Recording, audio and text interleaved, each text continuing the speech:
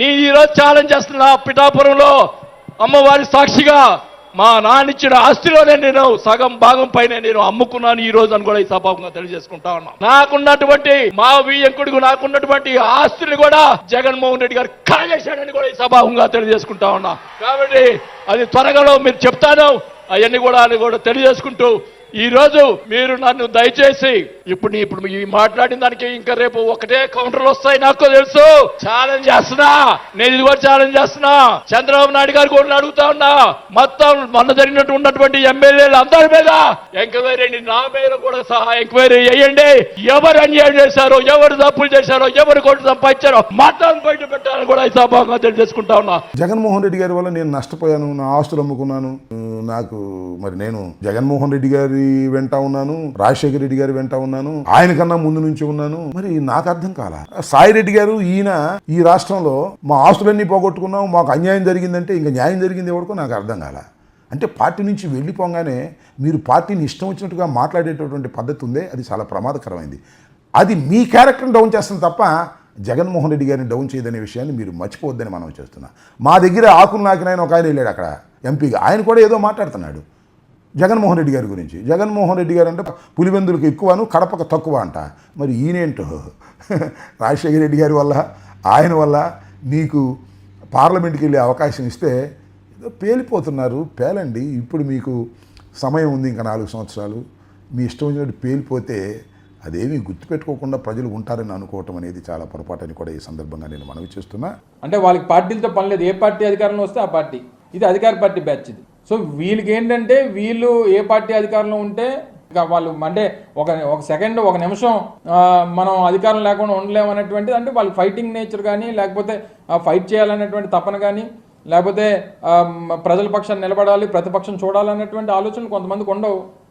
So అందుకనే గడిచినటువంటి 9 మాసాలుగా అనేక మంది ఈ పార్టీ నుంచి వెళ్ళిపోయినటువంటి వారు అనేక కారణాలు చెప్పి వెళ్ళిపోతూ ఉన్నారు. సో ప్రతిదానికి ఏంటి వాళ్ళకి ఉన్నటువంటి కారణం జగన్మోహన్ రెడ్డి గారు. జగన్మోహన్ రెడ్డి గారిని బూచికిని చూపించి వెళ్ళిపోయేటువంటి ప్రయత్నం. సరే, ఇంక వెళ్ళిపోయినప్పుడు వేరే ఎంతకంటే ఇదిగా మాట్లాడతారని కూడా మన అమాయకత్వం అంతే. ఏది ఉన్నా ప్రభుత్వం వాళ్ళది, ఎవరి పాత్ర ఉంది, ఎవరున్నారు, ఎవరి పేర్లు ఉన్నాయి, ఎవరెవరు ఇన్వాల్వ్మెంట్ ఉంది, ఇవన్నీ అనేక రకాలైనటువంటి ప్రశ్నలు నీకు ఉన్నాయి కదా, నీతో పాటు ప్రజలకి ఉన్నాయి. ప్రభుత్వం వాళ్ళదే కదా, 9 మాసాలుగా ఉంది కదా, ఎంక్వైరీ చేయమనండి, ఎవరు తప్పో తేల్చమనండి. నేను వచ్చి చెప్పేస్తాను 4 పేర్లు. మొన్న ఏదో ఒక ఇష్యూ అయింది, అందులోని ఏబిఎన్ రాధాకృష్ణ గారు ఉన్నారని చెప్పి నేను చెప్పేస్తాను, అయిపోద్ది, నిజం అయిపోద్దా? లేకపోతే ఇంకొకరు ఉన్నారు, సరే ఎవరు, అందుకనే ఎంక్వైరీ చేయమంటున్నాను. నేను కానీ మా పెద్దలు సత్యబాబు గారు కానీ అనేక సందర్భాల్లో ఈ వేదికల మీద మీతో మాట్లాడినప్పుడు అనేక సందర్భాల్లో చెప్పాం. మా మీద అనేక ఆరోపణలు చేశారు, మా ప్రభుత్వం మీద చేశారు, ఆ రోజు మా మీద చేశారు, వ్యక్తిగతంగా చేశారు. ఎంక్వైరీ చేయండి. పార్టీ మీరే అధికారంలో ఉన్నారు కదా, ప్రతిపక్షంలో ఉండి ఆరోపణలు చేయడం వేరు, అధికార పార్టీలో ఉండి ఆరోపణలు చేయడం అనేటువంటిది అమాయకత్వం. వారికి క్లారిటీ లేదు, శాంటిటీ లేదు, ఏదో ఒకటి మాట్లాడి బుల్లో చేసుకుని వెళ్ళిపోవాలి అనే ఆలోచన తప్ప మనం జవాబుదారీతనం, ఈ రాష్ట్ర ప్రధానికి మా ఆన్సరబుల్, వాళ్ళకి వాస్తవాలు చెప్పవలసిన బాధ్యత మనకు ఉన్నది అని చెప్పాలి. ఇక రెండో విషయానికి వస్తే, సాక్షాత్తు ఈ రాష్ట్ర ముఖ్యమంత్రి, ఈ రోజున ముఖ్యమంత్రి గారు నారా చంద్రబాబు నాయుడు గారు వాళ్ళ పార్టీ తాలూకా ఫోరంలో ఏం మాట్లాడారో నిన్న మొన్న టీవీల్లోనూ పత్రికల్లో అన్నింటిలో వచ్చాయి.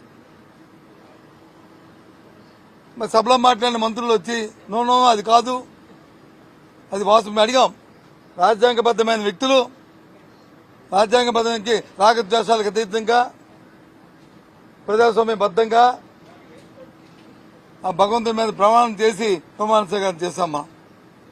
సాక్షాత్తు ముఖ్యమంత్రి వ్యక్తే కాదు, ఒక అధికార పార్టీకే, తెలుగుదేశం పార్టీకే పనిచేయాలి అని ఆయన నోటి మాట చెప్పిన దాన్ని ఏంటిది అడిగితే అది కాదు, ఆయన మాటలు కాదు, ఒక్కిరికించారు, టీవీలో వచ్చినవన్నీ కూడా, సోషల్ మీడియా వచ్చినవి కూడా అసత్యాలు అని చెప్పారు.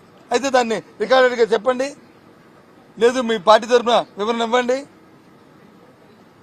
మీ పార్టీ తరఫున వివరణ ఇవ్వండి, లేదా ముఖ్యమంత్రి గారి కార్యాలయాన్ని స్పందించమనండి అని అడిగాం. దానికి సమాధానం లేదు. చెప్పిన మాట చెప్తారు, అది చెప్పరు. నేను సూటిగా అడుగుతున్నాం, ఒక రాజ్యాంగబద్ధమైన ఉన్న వ్యక్తి, ఒక ముఖ్యమంత్రిగా ఎన్నికైన వ్యక్తి ఇలాంటి మాటల్ని, నాకు తెలుసు స్వాతంత్రం వచ్చిన తర్వాత ఈ భారతదేశంలో ఏ ముఖ్యమంత్రి కూడా ఎవరు కూడా ఇలాంటి మాటలు మాట్లాడలే. ఇది భావ్యం కాదు. ఎందుకంటే లబ్ధిదారుడు అనేవాడు ఏ పార్టీ వాడు ఉంటాడు.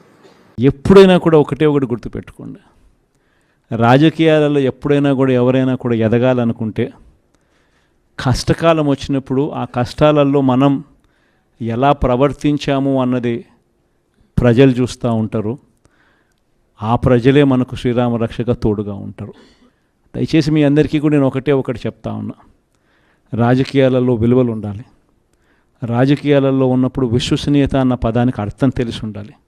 కష్టాలు వస్తాయి, కష్టాలు రాకుండా ఏ సృష్టి ఉండదు. కానీ ఒక చీకటి వచ్చిన తర్వాత ఖచ్చితంగా పగలు రాక తప్పదు. చీకటి వచ్చిన తర్వాత మళ్ళీ వెలుతురు రాక తప్పదు.